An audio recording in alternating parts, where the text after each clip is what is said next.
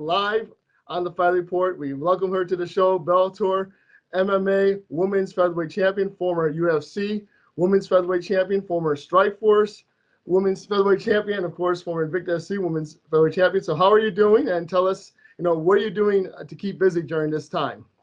Thank you, Sean. Thank you so much. Before, I would like to show the new magazine, Black Belt, and the cover with all the 4 important MMA belts. Thank you for all the fans. And this part of the quarantine, I've been home and running. Sometimes I go to my private gym and punch bag and run and be active and wait for see when we're gonna be free for do whatever we want. For sure, it's good to see that you're in good spirits. And going back to Bellator 238, taking on Julia Budd, talk about not only having that challenge and a very highly anticipated fight, not only being happy with the outcome, but with how you were promoted as a star for Bellator MMA. I'm really happy. I knew it was gonna be change. You want to work with Bellator because you see, we're a real partner, with the fighters. We really promote all the fighters, and we're working together for good for both. And I'm really happy. Not having one stress. I just have to work hard and train for my fight, and then have to think about it, somebody blame your, damage your brain. You just have to work, and I'm really happy, thankful to be there. Great. And now when you look at the Bellator Women's Featherweight division, anybody stand out for you? Someone that's really going to motivate you to get up and take a fight with them? I think I have a lot of girls. This is the one thing making me, okay, I want to fight Bellator because I have a lot of girls in my division. I don't have to wait 9 months to fight. I don't have to wait somebody 135 and go up. I just have to be prepared and be ready and then wait to who is Scott would like him to fight. Definitely. Any indication from Bellator when this might happen for you? I think after my fight, I think Scott could say something Arlen Blanco. I'm not sure. He just say soon after my fight, but I don't know. I'm just waiting for see. And talk about, if the fight were to happen in front of no fans, an empty venue, without the Cyborg Nation, how would you be able to handle that? Is that something that you find as a challenge or that you welcome? For sure it's very different, but when you walk to the arena, because the party you walk to the arena to the cage, you see your fans, but in the fight, you have to be focused on your opponent. I try to delete everything outside, but for sure it's different, it's different, but you have to think people gonna watch at home, have to think they're gonna be safe, you're gonna be safe if this happens to fight, and you're not gonna have a crowd.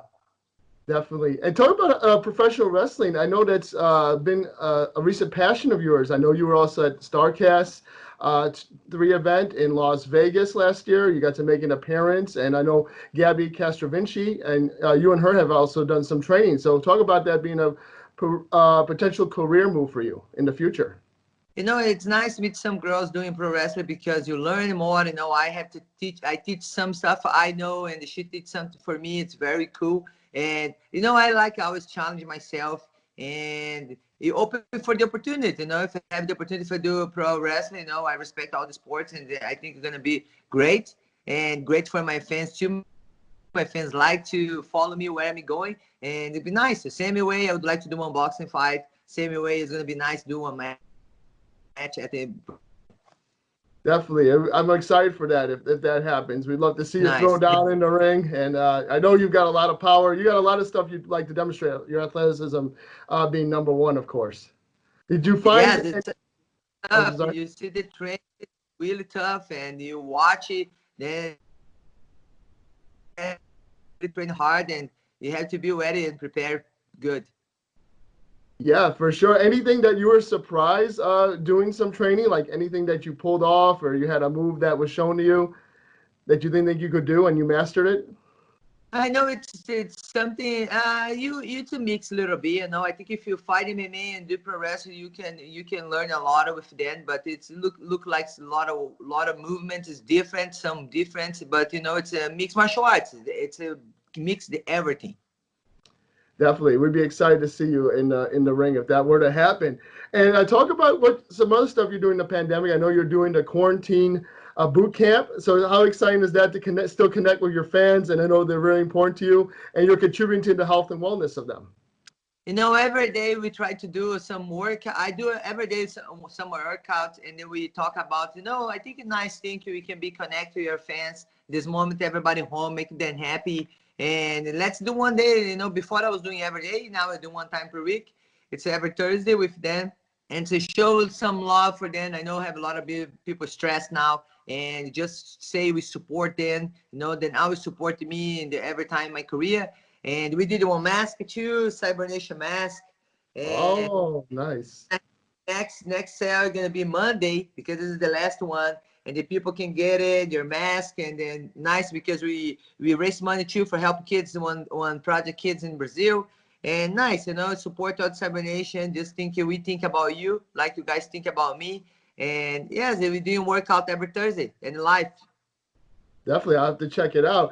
And also talk about how grateful you are that the Bellator was able to schedule your fight in January before the whole pandemic started, and you were grateful to, you know, get that opportunity to fight for the belt, and you know everything worked out.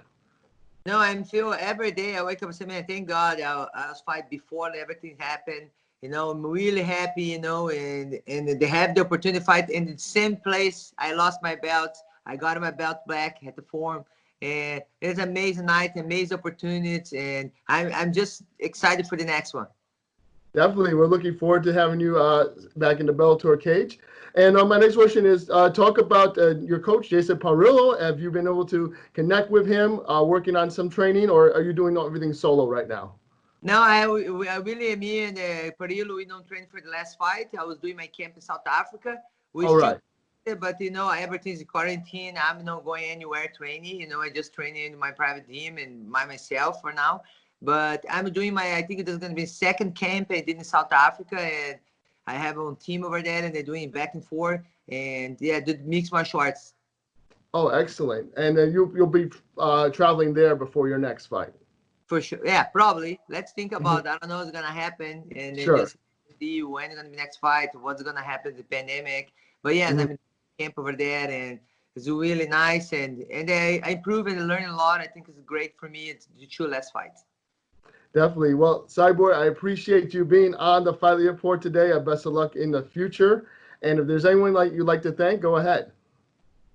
I say thank for all my fans for all the be with me, support me, and be calm. You know, have faith, and soon we're gonna get out this and be happy, and you know, enjoy your family this moment. A lot of times we cannot do that, and yeah, live your day by day. Thank you.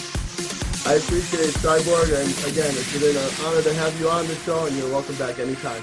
Thank you, Sean. Take care. Bye bye.